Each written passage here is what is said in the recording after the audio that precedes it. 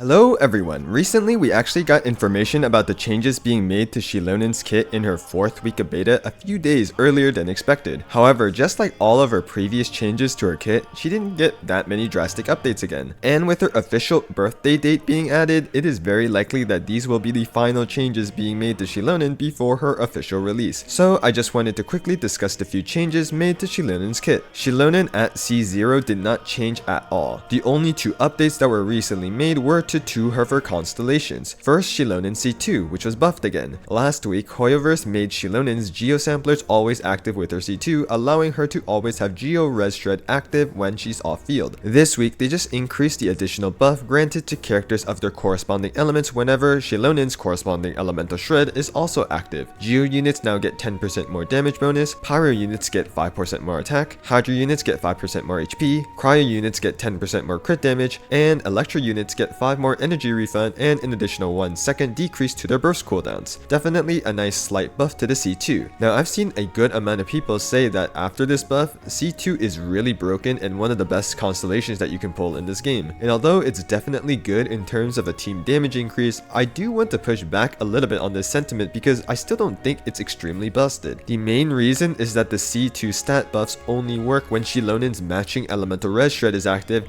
and they only apply to the characters of the corresponding element. All of these buffs are not always on, nor are they all party-wide. Because of this, C2 varies in performance and value depending on the team that you play. For example, the following Neuvillette team will have both Geo and Hydro Res Shred active. Thus, with C2, Xilonen gets 50% damage bonus, which is irrelevant when she's built full support, but both Neuvillette and Farina gain 45% HP, which is really good for them, so C2 in this case is pretty strong. However, in the following Milani Burn Vape team, Geo, Pyro, and Hydro Res Shred are active. Thus, with C2, Xilonen gets 50% damage bonus, which is again, like I said, irrelevant. Xiangling gets 45% attack, however, this attack buff isn't really significant because Xiangling needs to be built with as much ER as possible in order for her burst to be up so you can consistently use it for vaping all of Milani's attacks. As a result, the only valuable buff from C2 Xilonen is Milani getting the 45% HP, which is nice, but that's it. Because C2 varies in its performance, I don't think it's an extremely broken constellation, though it is still strong. Just keep in mind that this requires 2 additional Xilonen copies, and C1 doesn't provide any increases in team damage. Thus, investing 2 5-star pulls just to finally get that team damage increase may or may not be worth the Primo Gems. The second change was made to Xilonen C6. All that was added is that Xilonen also is able to heal the entire party every 1.5 seconds whenever she attacks with her empowered state granted by her C2. This makes it very similar to Farina C6, which does the same thing when C6 Farina attacks while in Usia form. Nothing too much to say here, it's just a small buff to C6, which most people probably aren't going to pull for unless you have a lot of money to spare. And that's it. Those were all the changes. Again, like I said at the beginning of the video, although there is technically 1 more week of beta for Xilonen, the changes that I outlined are likely the final ones made to her kit, and any additional updates in the future are likely just to be wording and description changes. I would be surprised if there were actually any more kit changes. So Xilonen is probably going to stay as is, which is great. She's looking like a solid support that doesn't really power creep anyone, but is another good option for people to add to their accounts. Although this was a short update video, I hope that it was helpful to you in any way. If you enjoyed, don't be shy to like the video, comment if you have any questions, and subscribe to the channel for more pre-release news and guides. For more specific questions or additional discussion, feel free to join my Discord server. I promise we won't bite. And with that, I hope you all have a wonderful day.